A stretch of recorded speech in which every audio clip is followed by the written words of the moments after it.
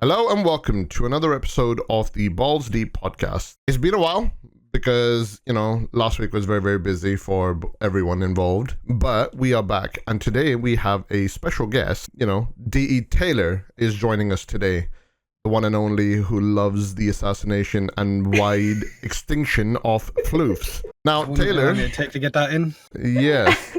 It has to be done. It has to be done. After all, that was the first encounter that I had when I played with Taylor for the first time when Fortuna dropped. And the funny thing is, Taylor, you've been obsessing over that for 2 years to the point where you finally sent me a message the other day and she goes, I looked at the footage again. You're the one who killed it because you actually got the achievement for, a slide kill.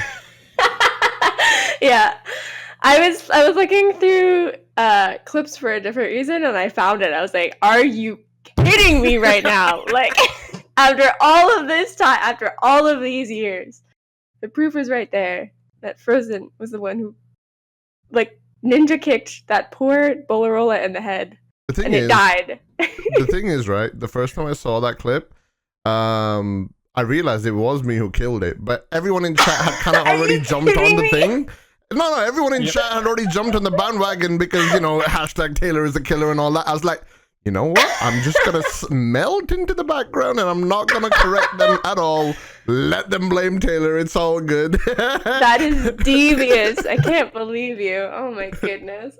For 2 years, I'm not even joking about that. Like, literally, it literally was 2 years ago since when it happened as well. Although, having said that, I hear that you admitted in John's chat recently as well that killing floofs is the real endgame. Isn't that right, John? She did, yeah. She did, yeah. I've Do you got have a clip. proof? Oh, yes, there is a clip there as well. I should know better at this one. Yeah. Nothing can be said online without it being clipped. Fuck. Exactly. There you go. Oh, man. As I said to Rebecca, and even John and me already know this, but once it's on the internet, that's it. It's permanently there. You can try deleting it as much as you want. It will not go. So now, after all, I may have done it the first time there, and John may have curb stomped a poor animal as well, here and there. But Mine in context of the game, right? Please. Oh God, yeah. I don't know, man. I don't know what you guys do in Ireland, so. Oh no, yeah, we've got a big tradition of just going around stomping animals. Fucking hell. Yeah. We don't, just in case. You left such a large amount of time for a clip, I know, yeah. You can take that out of context real easy there. So, yeah, thank you very much for joining us today, Taylor. You know what? So this podcast usually is just me and John just mostly chatting shit and just kind of having discussions about different things around the world. And obviously when we have people like yourselves coming on as well, we end up talking about whatever, relevant topic is at the time. I guess the current relevant topic is the world ending. So how's everything going in your neck of the woods? It's fine. I haven't left my apartment in over a week now. But otherwise, I don't know. I'm a homebody to begin with. I would spend my weekend at home anyway, so it's just a really extended weekend for me thus far. I haven't gone crazy yet, but the true gamer. So. The true gamer emerges. I don't know what it's like for you guys over there, but the grocery stores are insane. It's seriously apocalyptic. Yeah. Last week was Frozen walks in one, so he knows only too well how crazy it can be. Oh. But, so yeah, basically I work in the online department for it, and it has been absolutely bonkers. Last week was probably one of the worst weeks I've had because not only was it they're doing the right stuff in order to kind of prevent it from spreading. So obviously they're restricting how many people can come in and all that. But, in comparison, they're increasing the amount of online orders so that way, they can meet those and people don't have to leave their houses. In which case, we're having to hire more temporary staff, and then we're also having more orders coming in. So, the whole social distancing. Yeah, it's not working out that well as much as I would like it to. So obviously I had a conversation with, the manager, and I was like, look, I understand that you have all these orders, but you know what? Everyone's going to have to work a little bit slower just because of how it is, how jam-packed the place is. And it's been just crazy. Do they limit the amount of people coming indoors? Because that's what happened with us. We had to wait in line and With they a were 2 meter limiting gap in front of his. Yes, that's what they've done here yeah. too. Yeah, that's what they've done here. Basically, they've got actually the car park in my local grocery store has like strips of lines painted on the ground now that are 2 meters apart. Yeah. And you have to stand in between those. So my sister phoned me earlier saying she was coming out to the town to go into the store. And she said it was the whole way out of the car park and down the street for some reason today. Don't know why everyone decided to leave it till Saturday to go and do the shopping, but they did. So she was going to go out and she decided at the last minute, she was like, no, I'm not doing that. She'd be there for about 2 hours trying to get in. Holy shit. It's like Comic-Con levels. Now everyone who ever been to a convention is finally prepared for waiting in line for hours for basic needs. Oh my god. Well, it's crazy because there's a smaller grocery store right by my house, and I went there last week, and it was completely normal. Like, I was the only one there with, like, a homemade face mask, just because I have family members who are seriously at risk, and I don't want to, like, catch it or pass it on to anyone. And, like, it was like a regular Tuesday. Like, there was maybe a few people with masks. It's crazy, but, like, no one was distancing. Everyone was just, like, bumping elbows trying to get their tomatoes, and I was like, I feel really unsafe right now. Yeah. See, that's the problem as well. Like, you know, this is what I said earlier on as well, in the sense that we live in a day and age where social media and the news and everything else is always available. But at the end of the day, it's kind of like a double-edged sword, because you have all this information available, but then you also have the kind of scaremongering side of things as well from the news outlets and stuff like that. And then there are people who think that it's a conspiracy theory and all that kind of shit as well. So it doesn't really help. I was reading an article today. You know, Alex Jones, the American guy, I think he's a Republican. The weird guy, that weirdo.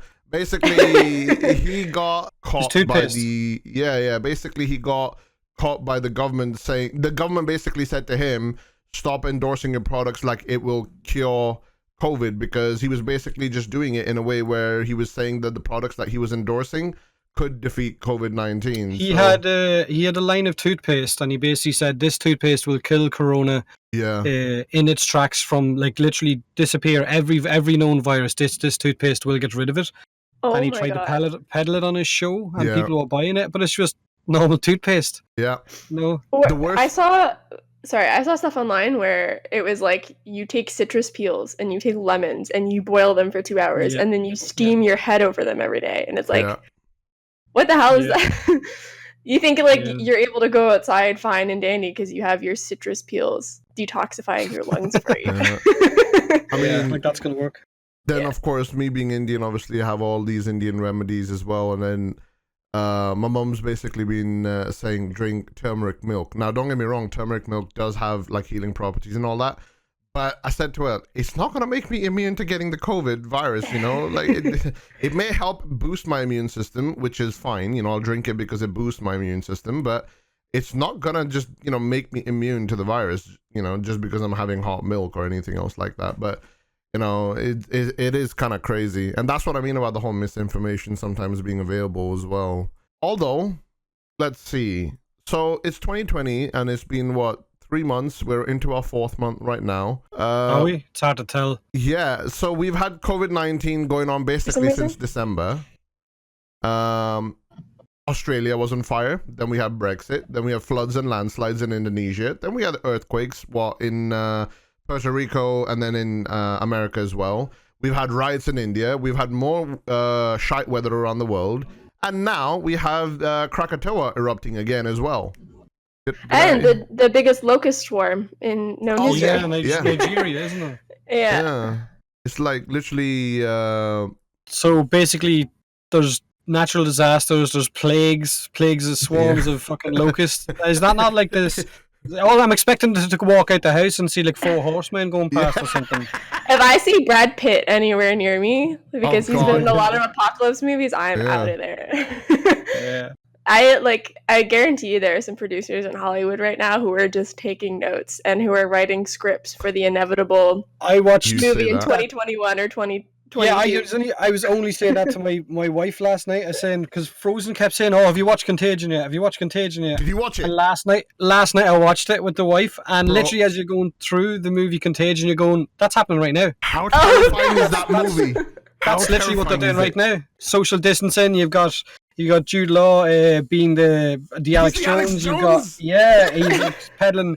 He's trying to peddle fake cures and all this, and literally everything that was going on. I was going, that's happening right now. Taylor, You know? if you haven't seen Contagion, I urge you to check it out. It is a very well done movie, and it's actually got a really big cast. I didn't even realize they had some of the names that it did. It's got like Jude Matt Law, Damon and Jude Law.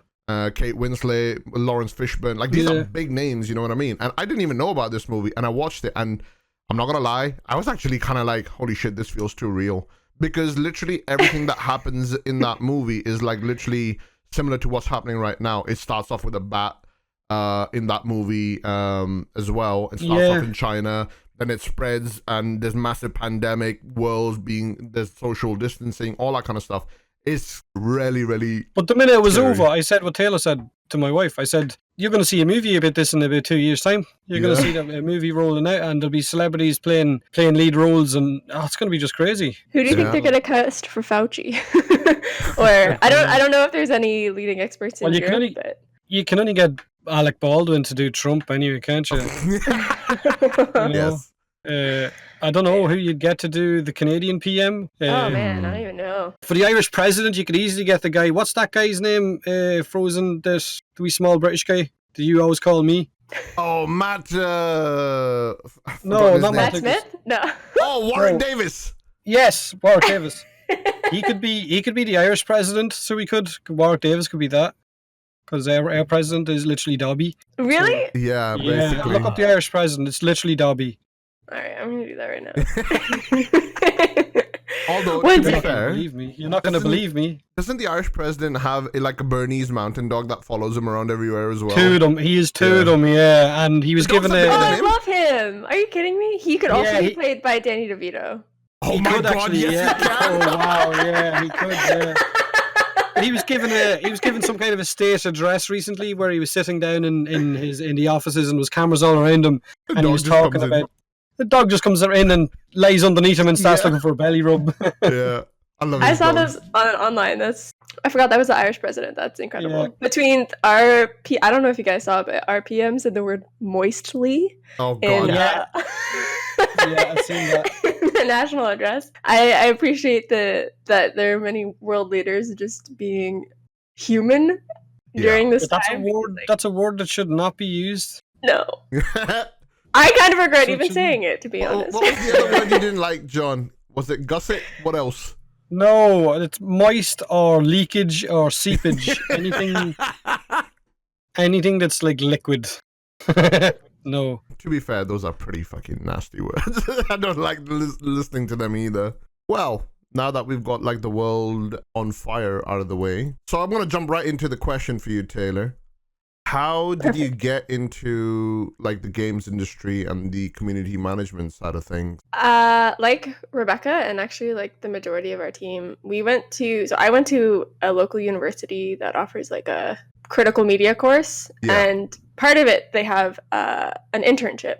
Right. And I've always loved video games. My dad played a shit ton of video games growing up, so the majority of the games I played were the games that he let us play on his PC, and I watched like a shit ton of YouTube videos growing up too. Like I didn't watch a lot of TV. I would watch like C-Nanners playthroughs and all that shit. Anyway. Oh, C-Nanners, where has he been? He's been gone for so long. He came back recently, I think, to play with Sark. He actually did. He's been Sark? Yeah. He's been playing in some of Sark's videos, but he's not been doing anything himself. I think he's retired, isn't he? He's done.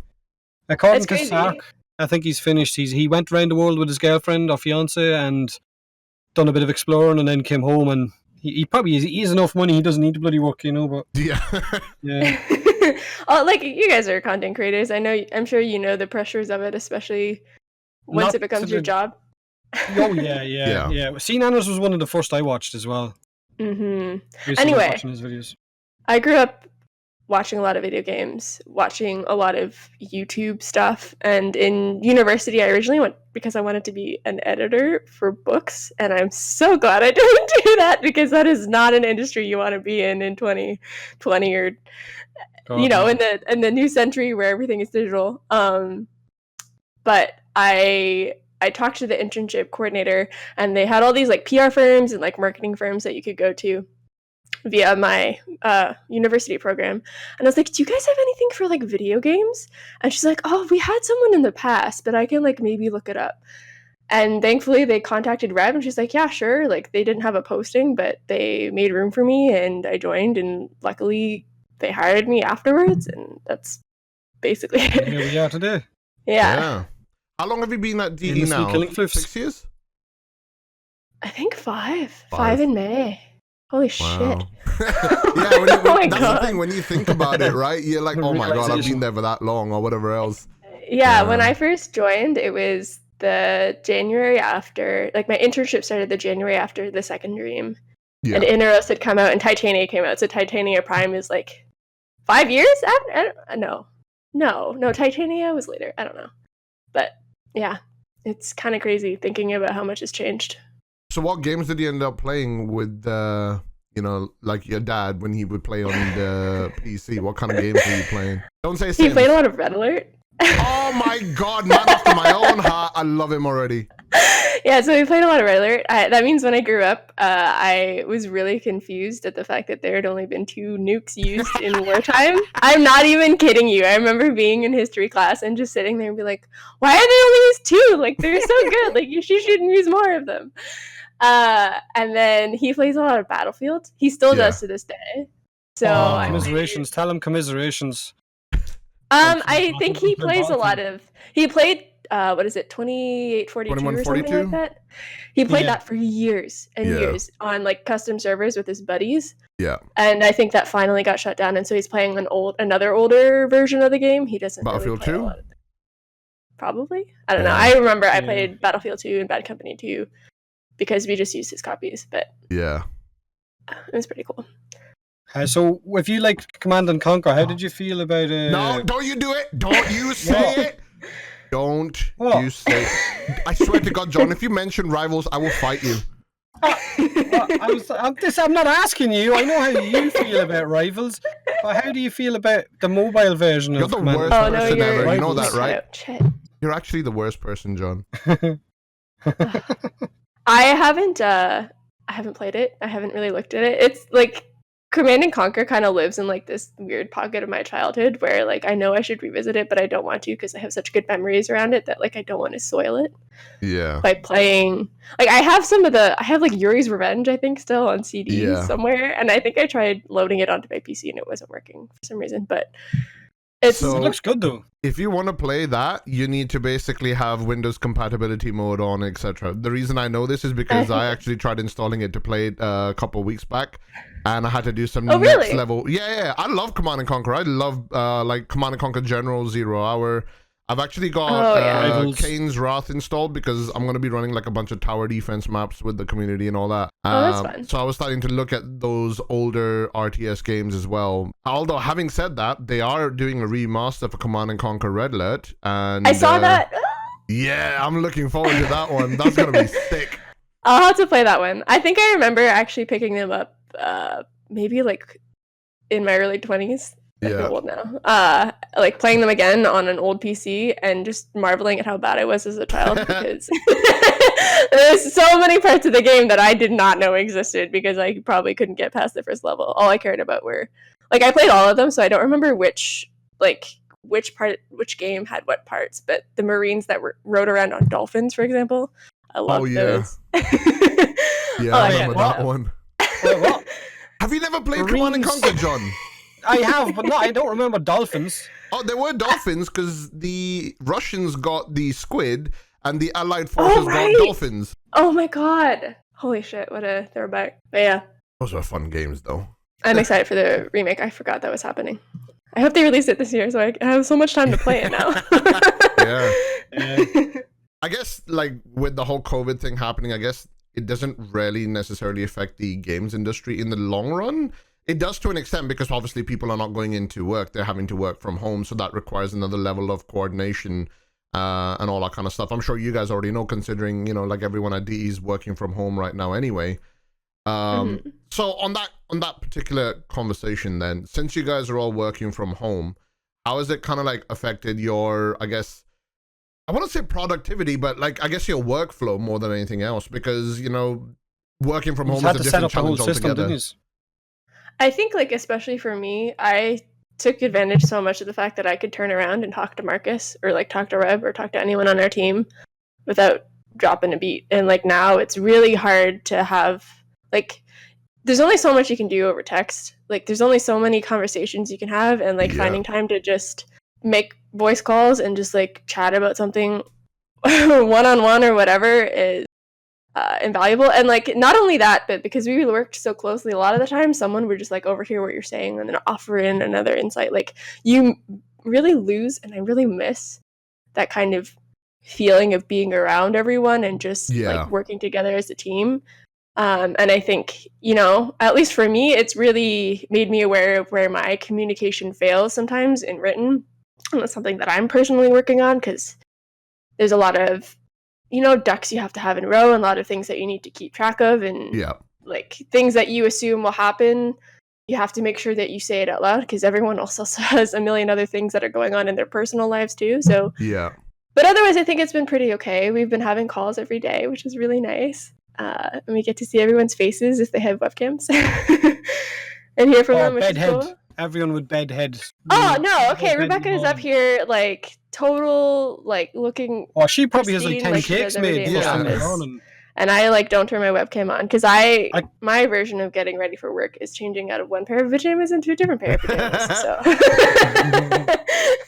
I kind of picture Rebecca being, like, going outside after making several cakes and singing to the birds and that sort of thing, so I do.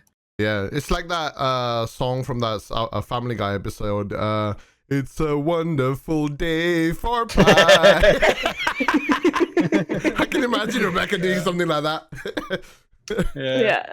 But you had to, like Scott was saying when he was on here, that you had to take, some people had to take their whole system home from the office, right? Yeah, so you had to get home. How kind of stressful was that? Like taking the whole thing out of the office, making sure you had everything with you going home, having to find somewhere in your house or in your room to set it all up and make sure you had the actual, I guess, the space, all of the parts with you, make sure that everything worked, that you were able to communicate with everyone as much as possible as well, because you had to set up a whole system as well, right? Yeah, it was communication, like a shit ton of work, if I'm honest. Like I couldn't find my keys to get my monitors down. I didn't know where my monitor, because we have like the dual, I'm trying to show you with my hands, it doesn't work. I had like the monitor mounts, and so I didn't know where the stands were, and I didn't know where the screws were, and so I was like, I'm just gonna have to drop $400 on a pair of monitors because I wanted to buy them anyway. And so I did that, and then I had to go get like 50 feet of Ethernet cable because my tower isn't set up for Wi-Fi because of work security things.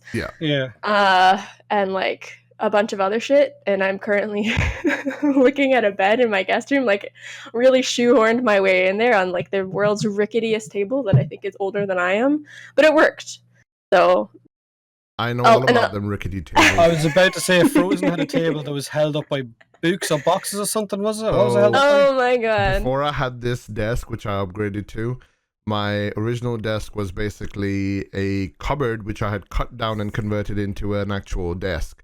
Now, when I had when I built it, it was sturdy and it was solid because it was like hardwood, right?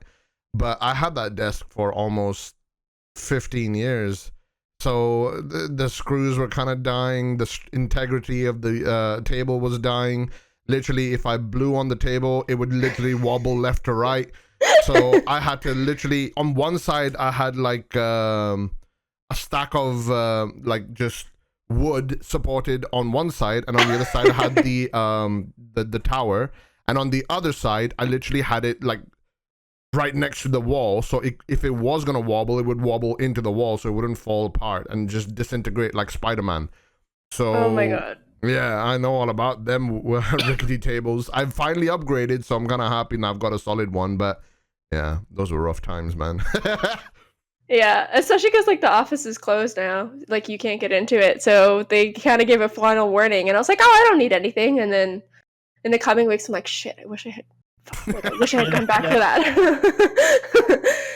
But otherwise, like, we were really lucky, especially because we could take our towers, because I'm like right now I'm on a shitty laptop that's like 3 years old, and it sucks. I couldn't imagine having to work off of a laptop, so the fact that they let us take our PCs, like people took their chairs, which is great.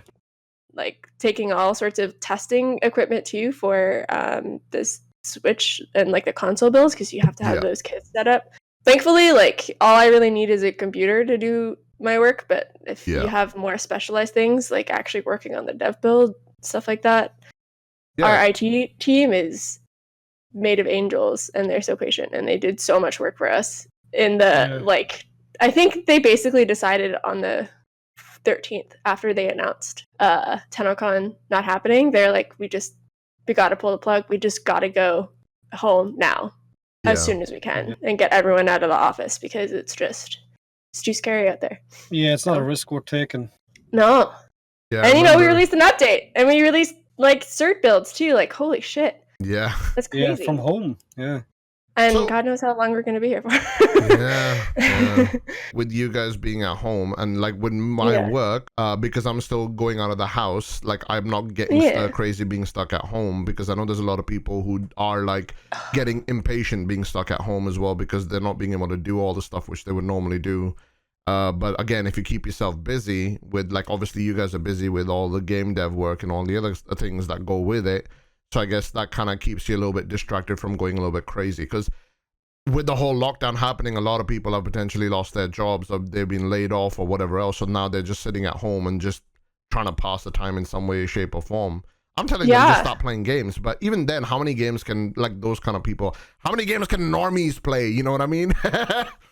Yeah, like you see Harvard putting a bunch of online courses for free for people to keep them busy, because like not only does your job like give you money and make you feel like, you know, you can support your family, it also like keeps you mentally stimulated, at least to some degree. Like you got to go at work and you got to solve problems, whether it's, you know, you're working fast food and you got to figure out how to tackle the big line of orders, or like you're working at a video game company, you got to figure out how to fix a bug, whatever.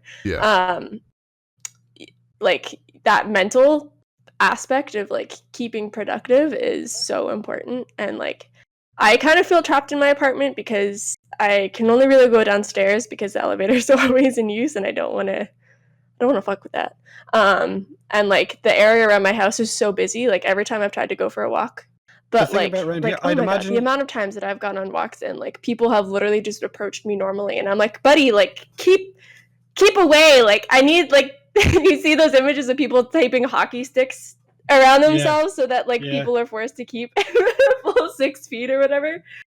When you're out going for your walks, right? When you're out going for your walk and you're seeing people coming towards you, how many people have you seen out going for a walk or a jog or a bit of fitness that they look like they've never gone for a jog or for fitness in their lives? Just because they're now being told they can't leave the house, so they're going, well, I'll leave the house if I want to leave the house.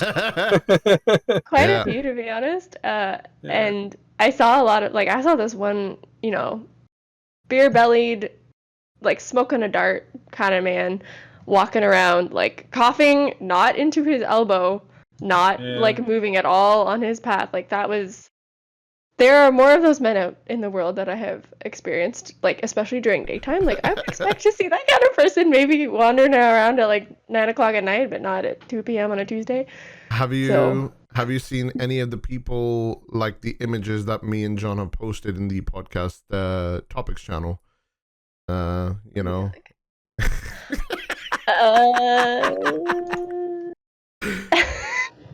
No, I haven't.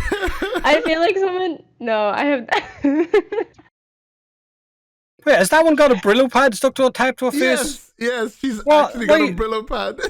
But one guy's got an actual bag over his head. You're taught that as a child, never put a bag over your head. He's put a bag with a rubber band to secure it.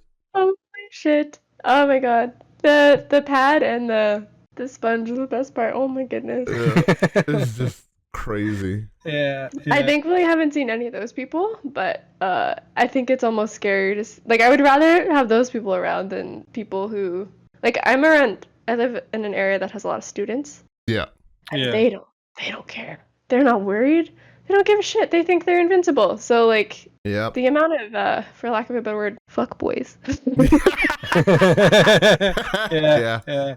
Cross the street to avoid because they're just walking in a pack and they don't care about anyone else is I think that's universal. We have people here who do the same thing.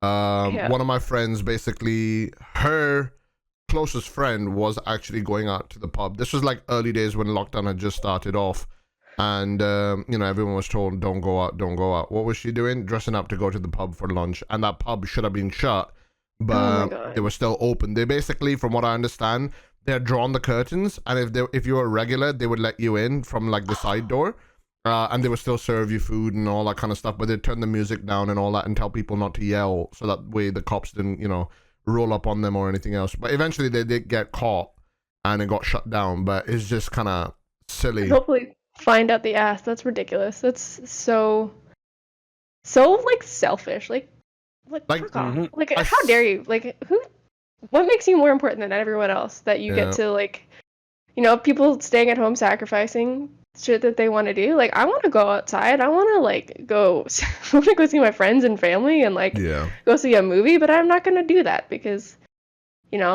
I can take a few weeks or months of uncomfortableness for the sake of other people, but like good lord. Yeah.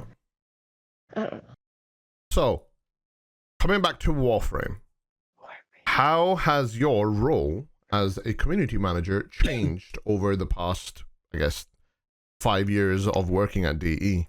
Like, obviously, the game has expanded, and you've become more and more larger, and your, content has increased as well. And obviously, with the new updates, you had like sponsor streams with other content creators, or YouTube videos, or the what was it, Times Square advertisement stuff, and God. all the conventions which you end up going to, then the Guardian Con, all that kind of stuff. You know what I mean? Like your responsibilities have increased so much. How have you kind of evolved to fit into that role and fill those shoes, so to speak? Well, when I joined the Warframe team, it was a lot smaller. This was pre-Plains of Eidolon, and I think Plains of Eidolon and like the TennoCon leading up to it really marked a change in the public perception of Warframe. Like it was kind of a pivotal moment. So I first started actually as like a PR or like social media and community person. Yeah. And so I would do tweets. Good lord, I was bad at it. I ran our Instagram page. I did Steam moderation, and then Reb was like, "Hey, so we have this TennoGen program. I'm too busy to handle it. If you want to like help out, feel free." And so I started working on TennoGen and coordinating with creators and sending feedback and all that stuff. And then Amazing Returnals happened. Yeah. R.I.P. Yeah. Rip it. And I know. And Drew swapped to go do community management for that. Yeah. And I took over his program, which was the Fansite program turned partner program. And then John left 3 weeks into transition, and I was convinced I was going to be fired. That's one of our biggest partners, Tater. And then he came back. But yeah, because you left the partnership program for a while, and then you joined it back again. Yeah, that was like my first month. No. I'm just really? Really? Yeah, so I inflicted you that stressing around in the first month like that? Fucking the first month? Oh, wow. Yeah, I was going through a lot of shit. So I was like, okay, I need to just back away from everything. No, for sure. And Taylor, he literally just pulled the "it's not you, it's me" move right now, right here on you, right now. Yeah, someone told me Taylor was after taking over, and I thought, I need to leave. I need to leave. Yeah, exactly. Yeah.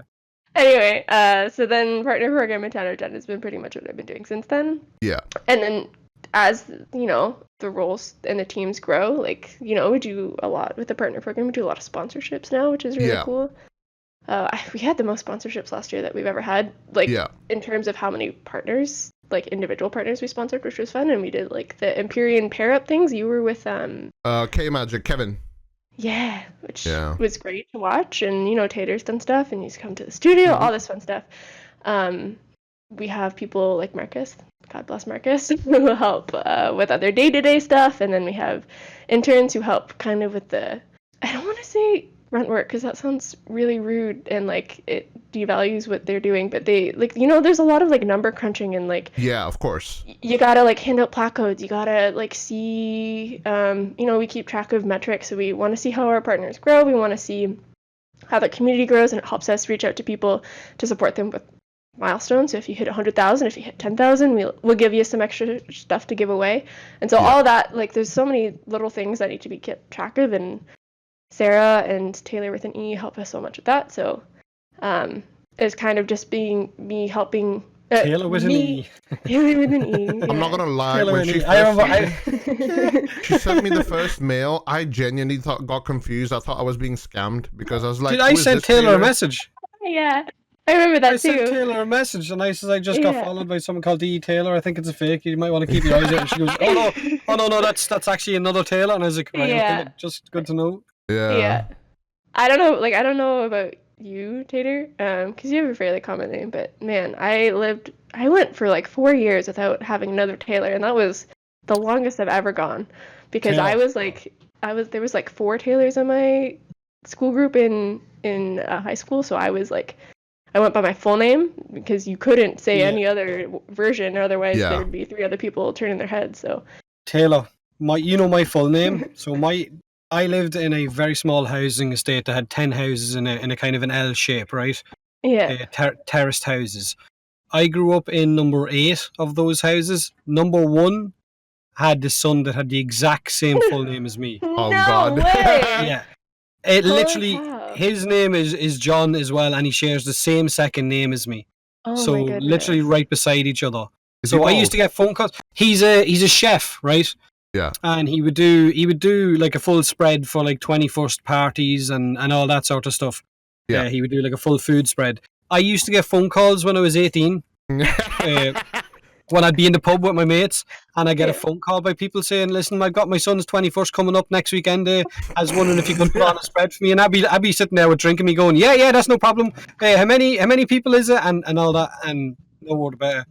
Do you know Oh what I my mean? Wow. I'd You wake were up the next scamming morning people. and no, I wouldn't do it. I wouldn't get paid for that. I'd say it, but then I'd get up the next morning and I'd go, "Oh shit, I did that," and I'd have to go over to him and go, "Listen, I got a phone call last night and I accepted it for you."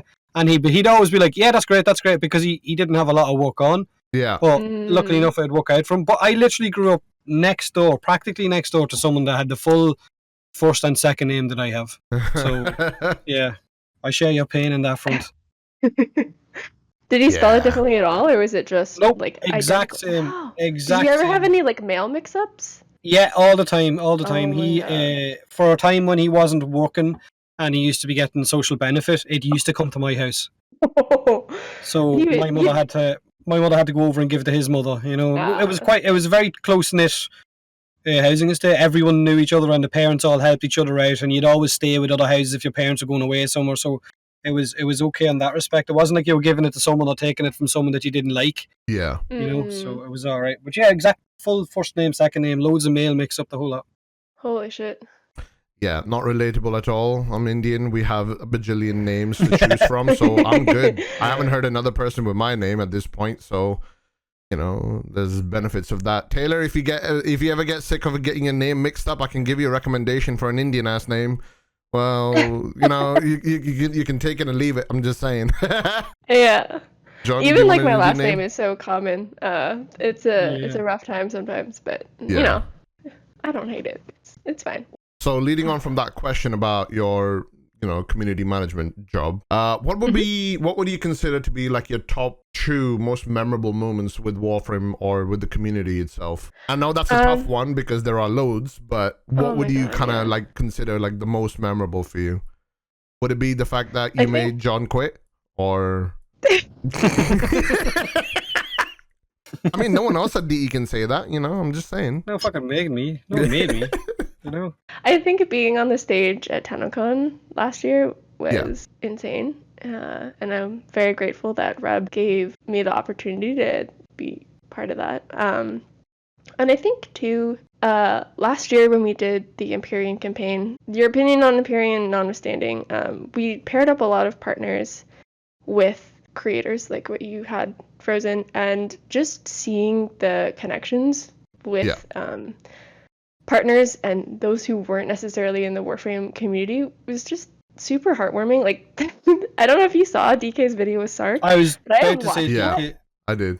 Yeah, so I was about many to say times. DK and Sark. DK and Sark had a really good interaction, so they had. It was so fun, and it's just like heartwarming to think of, you know, hopefully you guys get to make connections with those people too, and that sustains past Warframe, and you know, because that's really what my job kind of is. I feel like sometimes this is really stupid, but I kind of feel like everyone's agent sometimes. I'm like, all right, So Frozen is really funny. He has a similar sense of humor. Let's get him this opportunity. Let's see what we can do with them, and like let's see how we can increase someone's visibility during a raid because they're doing XYZ. Like that's kind of what drives me and what I do with the partner program is really just trying to, invest in people and elevate them as much as possible because we have our own platforms, we have a bunch of staff who really are kind of our biggest influencers, I guess, for lack of a better word. Like everyone knows Rebecca and Megan and all of that people are the people that the community is really invested in. And like trying to spread that love to other creators in the community is really important to me. So anything that kind of relates to that is also super valuable and like I look back on fondly. Yeah, I mean, with the Empyrean campaign, for example, with Kevin, I think it worked out so well because I wasn't sure how it was going to go at first, because it's not something which I've done before. But then I started watching him, and then we got to know each other, and we had a conversation before the actual thing started off. And I was like, holy shit, he's basically like me. He likes dad jokes. He's very, very sarcastic humor, like me, and very, very kind of chill vibe. So, like, it must have been a little bit hard trying to kind of find the right match for the right kind of content creator as well, though, wasn't it? Because you must have kind of had to curate a lot in order to kind of find those matches, so to speak. I did, yeah. I had to watch a lot of streams. Poor me having to watch people stream on Twitch. But it's something you have to juggle on top of everything else, and you have to just like, I think a part of it is attention to detail and seeing what kind of jokes people make and all of that stuff. And I remember, I don't know if you said it on stream or if it was in Discord, but I remember like Kevin and you being like, "Oh man, thank God we have the same sense of humor." Like, and it just kind of made me smile that like it worked out somehow. Yeah, it's kind of like a little. It was on his stream itself. You got it right, yeah. Yeah. Right. Yeah. So. No, it took a lot of prep work though, but it paid off. Yeah. I think so. And it was, it's something I want to do in the future with more and more creators in general. So, because I think it's, you guys know so much about the game. You're passionate about the game. You are also just hilarious entertainers. Like, why wouldn't we share you with the rest of the world? Well, I thank you for that. For the opportunities given are always great as well. And again, like, I'm not even saying this just to make it up, but genuinely, I've always enjoyed working with DE as well. I've been playing basically for 7 years as well. I think John is like, you're 7 years, 6 years, whichever it is. 7 years as well. Yeah. Aren't you a founder? Me, yeah. Yeah, we're both founders, yeah. I think I started playing in January 2013, like 2nd Jan 2013 is when I first started playing. I have my dev tools right here, let's look it up. I think it's either 2nd or 7th January, something like that, basically. That's when I had... Don't call him out like that. Don't call him out like that. No, I'm saying, do you want to know? Yeah, I do. Okay, we'll look it up. Because, like, I was looking up on the Warframe forums. At least my Warframe forums is either the 2nd or 7th or something like that. I know it is January 2013, though. January 2nd, 2013. January 2nd. There you go. Mine was March. I was in March. I think I was right at the end of the beta program, or I was right as it went into open beta. One of the I can't remember which. I can look it up. I don't want to share it though if you don't care. No, I'm okay. I'm pretty sure it's in March. Was it? Jan 30th. What was it? 2013. Yeah, that's when you made your account at least. So you could have made it. And oh, right. Okay. Wow, I thought it was March. Yeah. Okay. Correct. That is crazy. And like I remember watching a guy called Bro Tato. Yeah. He. That's where I actually seen Warframe. Like I was a Battlefield player on console. Yeah. And then I had just bought a PC because I had torn my knee playing football, and I started trying to play Battlefield on PC, and switching from console to PC and trying to get your aim. Yeah, of course. Is impossible, keyboard and mouse. So I seen Warframe and I thought, okay, I'll get that because I really liked watching Bro Tato play it, and it looked like something completely out of what I'm used to playing. Mm-hmm. And I jumped in, and it helped so much with getting used to the controls of a keyboard and mouse compared to a controller, just with Warframe. Because it was a bit faster paced moving, and I kind of I guess playing it more often you'd kind of get used to the keyboard and mouse anyway. But I was gonna say Warframe was so much simpler back then too. Like now, trying to play on controller, there's so many buttons you want to press that like it's almost daunting. But like back in the day, you had your super jump. To be fair, you can even bullet jump. You couldn't do any of that. So yeah, there was no bullet jumping or anything back then. And there was only one tile set. I think only one set of enemies as well. One faction corpus, wasn't it? Yes. Yeah. Or was it the two? Can't remember. I think it was Grenier first before Corpus, Was it? because Yeah. it was Grenier enemies on the Corpus ship tile set. Really? the- Wow. Yeah. Yeah, that was originally what it was, because I remember starting off as Excalibur, and then the Heck was basically the super sniper shotgun rifle, Yeah. thing, which would basically kill everything because there was no fall off. Oh my god. And yeah, I remember all that. And then there was the whole modding tree where you had to slot mods into like the passives and the active abilities and all that kind of stuff as well. God, yeah. I remember Weren't, all like, of that. Catalyst basically required to actually unlock important things. Yeah, if I yeah. So back remember. then, yeah. Yeah. And then How of times have course changed. we had Nervos as well, one of the worst enemy types in the game, where literally if you would play in a solo game, when they were first introduced, I remember that. The Nervos were locked to basically the smaller seeker balls, but they were faster, and if they touched you, they would latch onto you and basically just shock you and lock you into place. And the only way to knock them off was for a teammate to melee them off your body.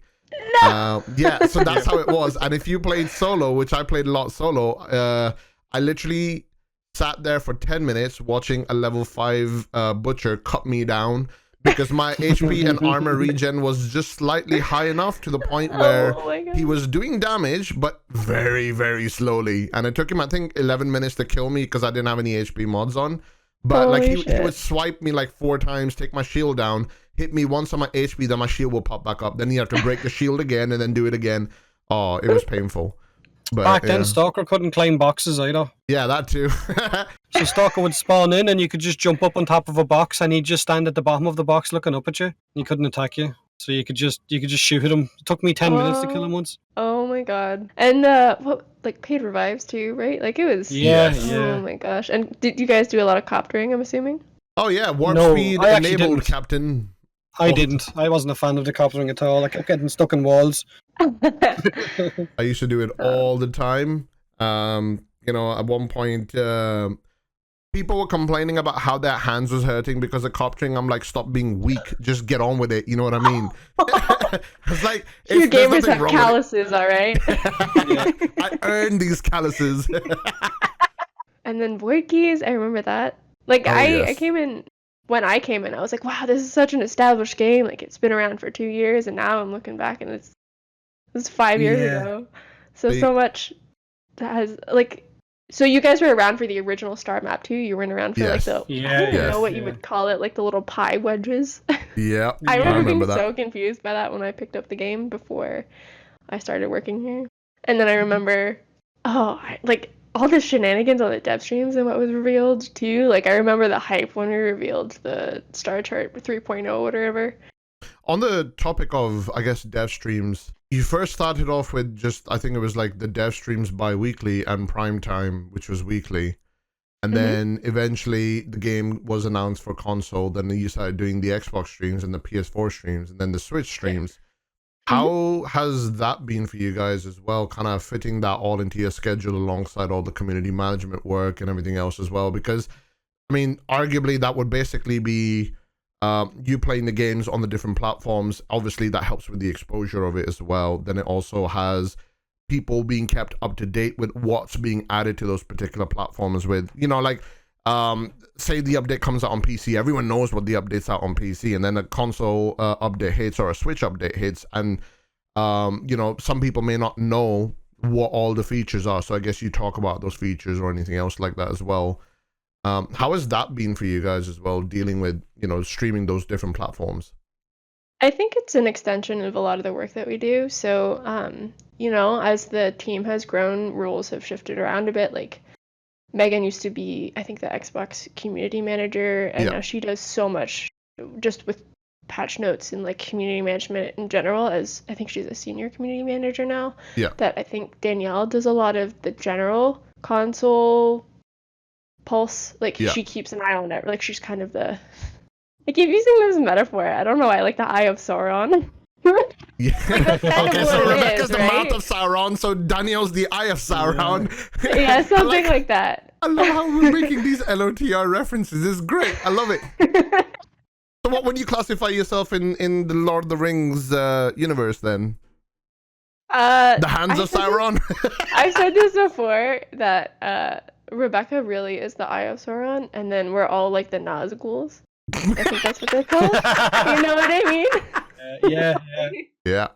Well, who's the Witch King You of report Angmar, to though? her? I don't know. I guess in your I haven't universe, thought that far all the Nazgul are equal. There's no kings Exactly. or queens. Yeah, there you That's go. what I'm saying.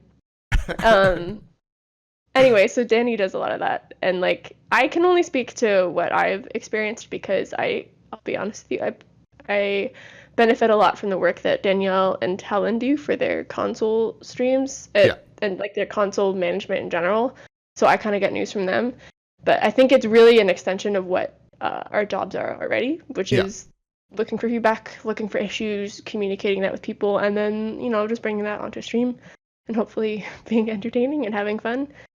And just really being a sponge for everything that we ever talk about and that we ever acknowledge our issues and knowing when to talk about it.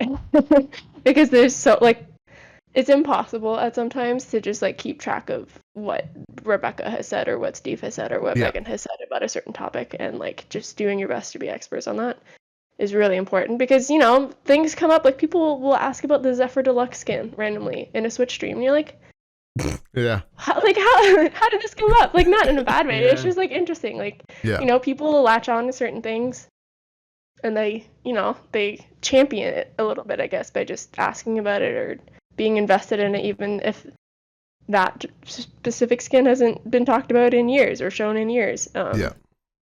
So it's just like trying to remember as much as you can about what has been said. Like someone just messaged me recently about the Hydroid Prime trailer and our comments about it because I think it was tied to the old planes.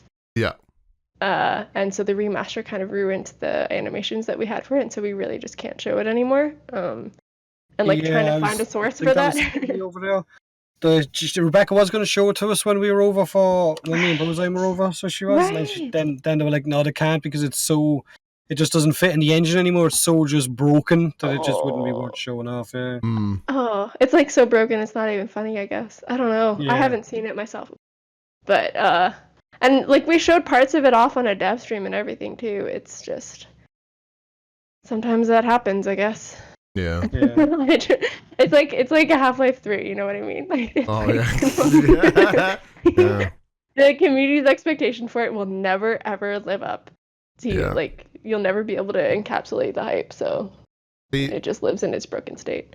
Those people that every dev stream or any other stream that you guys do end up asking the same questions over and over. Someone in my stream basically made a comparison for those people, and I have never been able to unsee that comparison. They basically called them like a bunch of Yorkshire Terriers, those tiny dogs that keep yapping away. That's the comparison they made, and I just can't unhear it and unsee it. So whenever I see that question pop up in the dev stream, I'm like, oh, yep, there's a Yorkshire Terrier right there. Like, it's sweet of them to be so invested and to, want to have answers from us. And, like, I think it's special, too, to, like, have the opportunity to ask a developer a question and have them, like, answer you live. I think it's also a bit of a meme as well at that point as well, so because Twitch loves its memes, so yeah. Yeah. Well, there was that post on the Reddit recently about like the fan blade skin that was revealed at TanoCon, and then there were some other things, and I was reading some of the comments, and of course Hydroid Prime trailer came up in those too. Like it's like it is a meme at this point. It's like how Tater loves Hydroids. It's just forever. Oh yeah. He does. He loves them. Yeah. How many Hydroids are you at now, John? None. I've only got that one, dude. Or did you delete all the others? Did you delete the one I leveled them. No, it's not yet. I leveled them. Thanks for reminding me, though. I leveled them and then sold them after I leveled them. I actually got that. I was that kind of focused while selling them. I actually sold an actual Hydroid that I had like 6 format on it. Oh, lovely. So I got rid of all of them. So I did. You're never gonna need another Warframe slot in your life. No, weapon slot. Considering the amount of bloody plasma swords you sent me. Oh yeah. Is that why you don't ask me for things anymore? I'll stop. I promise. Yeah. That's actually a good kind of way to get any of the partners to stop asking you for stuff. Send Yeah. them the one frame that they do not like, or the weapons that they don't like. That's fair. Hey, you asked for the plasma sword. I just didn't know how many you needed. So Yeah. Yeah. So we had Rebecca on for the last episode, and I asked her about the whole Forbes 30 under 30 thing. And I heard from Rebecca that you and all the other community managers were trolling her by calling her Miss 30 under 30 or something or the other along the lines of that. And she said that she basically hasn't heard the end of it ever since it happened. But obviously, it's more like a kind of like friends giving each other, you know, a hard time. Like, you know, when me and John have that banter and kind of make fun of each other and all that kind of stuff. It's said it from that perspective. I'm curious, who started that? Was that you, Taylor? It was, I don't think wasn't it was me. I think it was a team-wide effort. I am very excited for her to actually turn 30 though, because that just flips. She can't be Forbes. She can't be Ford under 30 anymore. Yeah. That is true. Yeah, but no, it's I think it's a team-wide effort to mess with her a little bit. Yeah.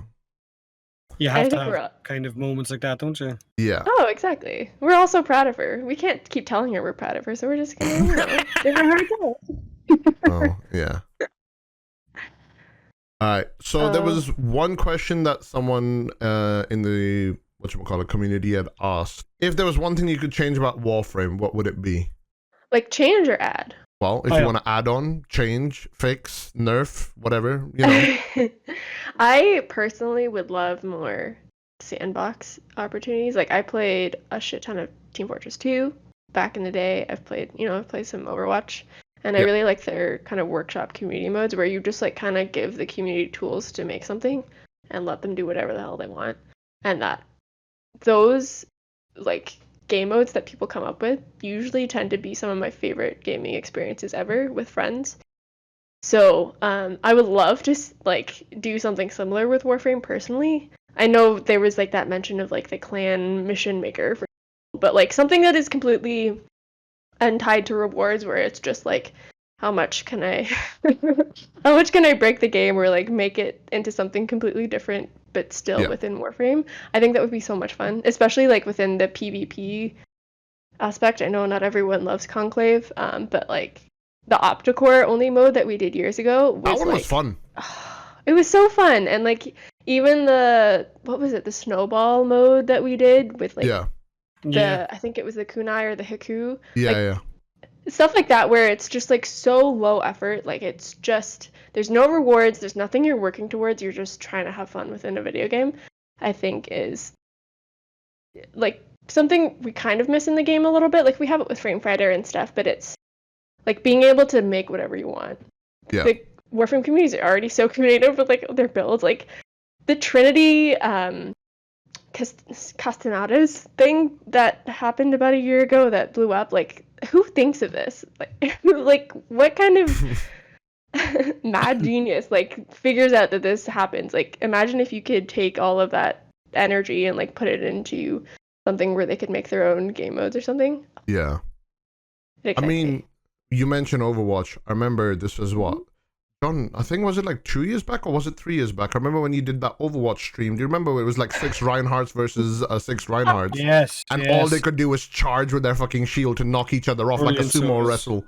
Yeah, it's even crazier now. They let you add scripts to the game. So there's this one game mode I think that is really popular, which is Thomas the Tank Engine. So they can add like different shapes onto a character, and so they made Reinhardt look like Thomas the Tank Engine, and you're in like a little room and you're charge at light speed, and you just have to avoid him for as long as you can, and that's amazing. Like just that kind of shit. It's like who comes up with this? Like who thought that they wanted to add Thomas the Tank Engine in a video game and charge at people?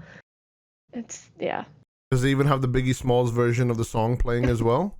If only. I don't think you can add custom files in, but you can just play it in the background while you play, so that's fine. You should do that for April Fool's Day. Just make something like that for Warframe.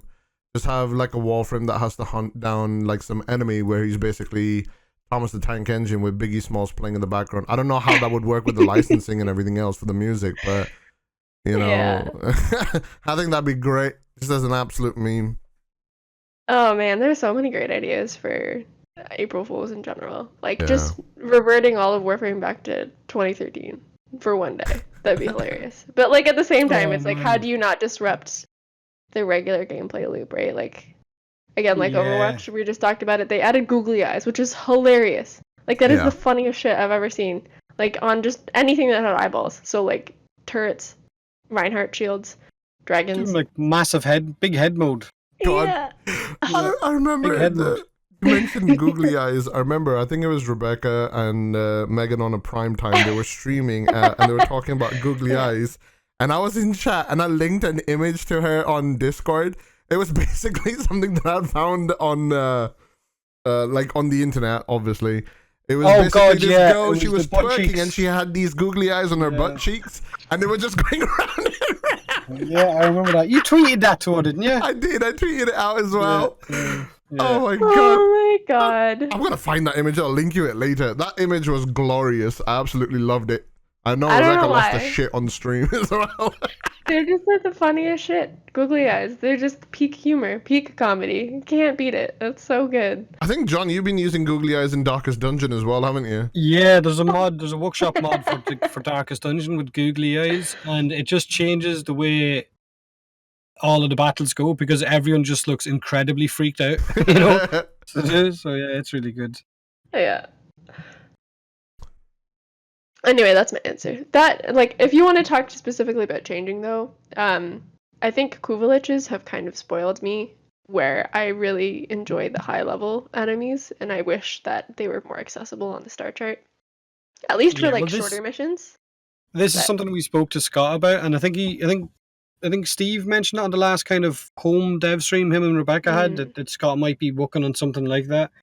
Where Scott was talking about the simulacrum and how he dislikes the fact that there's so much footage on YouTube right now of just the simulacrum. So anyone who wouldn't be familiar with Warframe and would Google Warframe will automatically see simulacrum footage and think that that's the game when it's not. That's just one room for testing stuff. And he said that he would much prefer just for content creators to show actual missions, you know, like the artwork that all of you guys have worked to put into the game, the visuals, the scenery, all that, instead of this one grey room. And we basically said to him, well, why don't, the only reason that room is used is because of the level of enemies. That's literally the only reason it was used.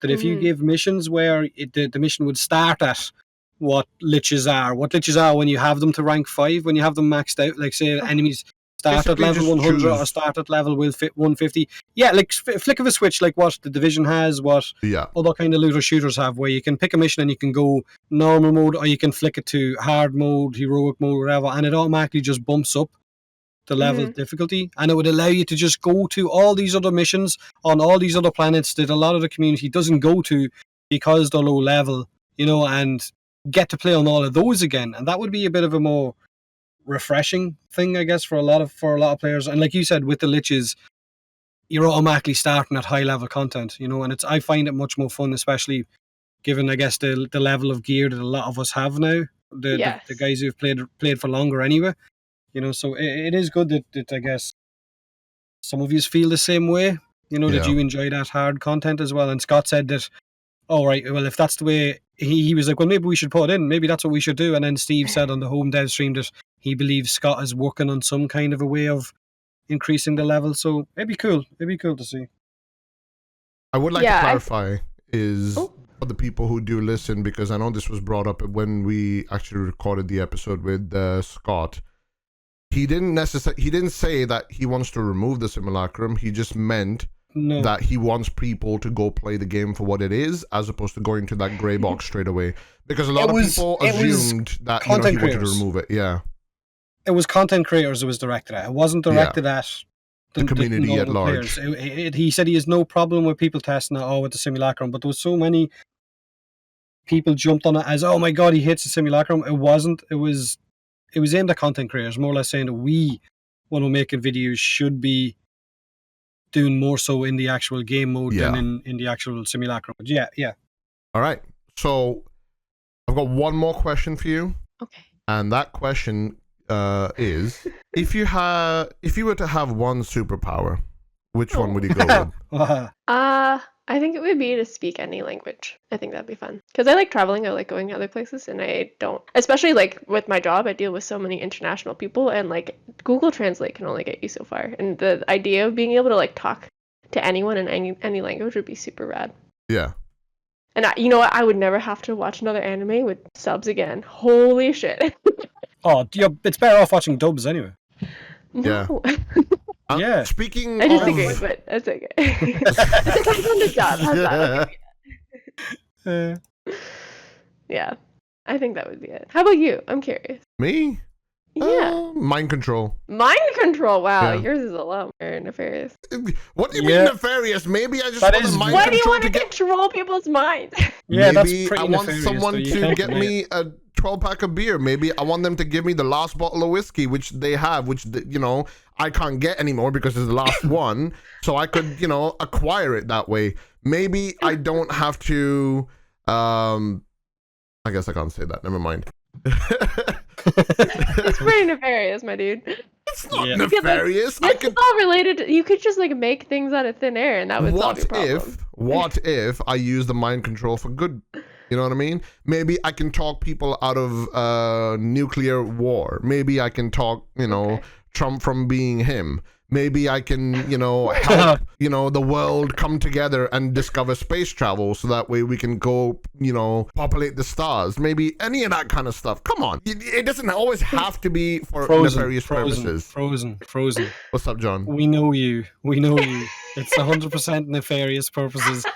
There's no reason you are not going to be going for the betterment of the world. The first thing you'll do is find a friend or something and get them to do something stupid so you can And then record it. Yeah. you record it and tweet it out. Look, I just got this gobshite to do this. Look. Shit. Okay, then what would be Literally. your superpower then, John? Would it be to be slightly Oh, taller? I am normal height. Okay, I'm normal height. Is that what you tell yourself every day in the mirror? Yeah. You are normal, John. Don't listen to them. Don't listen to them, John. You're fine. You're normal. Yeah. That's what I tell myself. I don't know. I think I'd go for something boring. Super speed. Super speed. Alternatively, would be to live forever.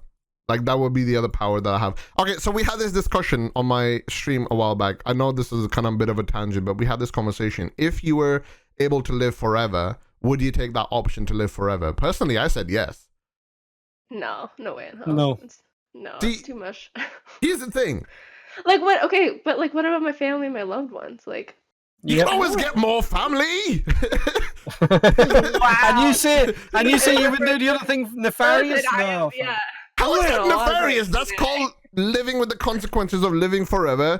So that way you know you're never going to be alone, so you can get yourself more family. Or eventually, think of it this You know, way. Taylor's taking notes, right? Think of I it this way. know. Taylor's taking notes. Okay, Taylor's Frozen has Think taught of me it something this way. else. Next time. Think of it this way. If you are able to live forever, you have all of the time in the world to learn every language that you want to learn, Taylor.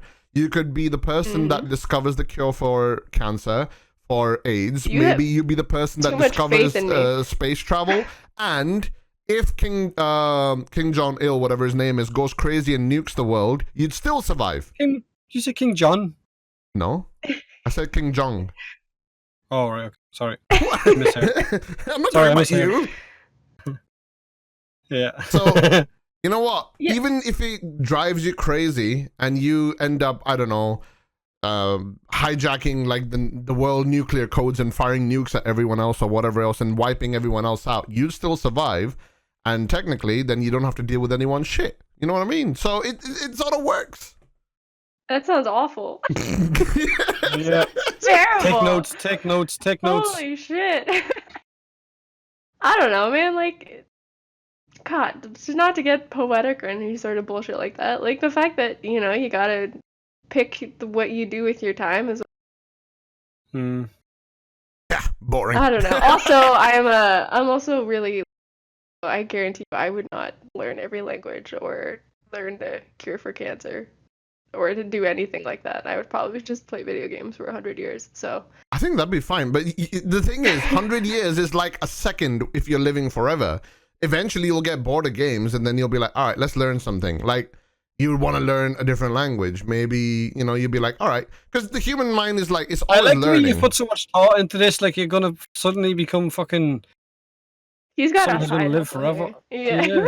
Look, when I'm working at 3 o'clock in the morning, my brain is thinking of all these things, and these are important conversations to have, because, you know, if by any chance we do discover how to live forever and I am able to acquire it, then I want to know what I can, you know, do with my time that I have. Do you age or do you not age? I do. Good God, I age. I've got so many white hairs. now. I No, look no, like that's George not what she's Clooney. asking. Jesus. When you live forever, Yeah, are you when gonna you be live forever. 600 years old in skin and bones? No. Yeah, You'd you're be gonna You like, walk out your skeleton. house and you break your hip? was that? Like, What was that? What was that TV show that used to start with a skeleton at the start of it? It was a horror one, Tales, wasn't it? And Tales from the Crypt? Tales from the Crypt. Do you want to look like the dude from Tales of the Crypt? Do you No, know what I you mean? wouldn't. You wouldn't age. You'd be like paused.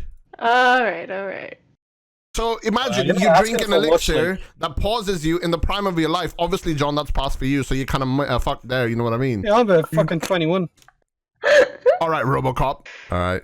Well, Taylor, it's been an absolute pleasure having you on the podcast. Thank you very much for sharing your time with us and joining us. Is Thanks there for having any me. last thoughts that you would like to leave us with? Wash your hands. Yeah. Be kind to yourself. I don't know, man. The world's shitty right now. Just, you know, do things that you want to do, that you can do. And Except don't go outside. don't go outside. But you know what I mean? Like, within the perimeter Yeah, of what is Yeah. socially acceptable Safe. right now. Take a bubble bath. Like, do shit that you never Outside. thought you could have done. Outside. Take a bubble bath outside. Is that what you do in your garden there? Yeah, we've got a board bath out here. I just climb into it. Side.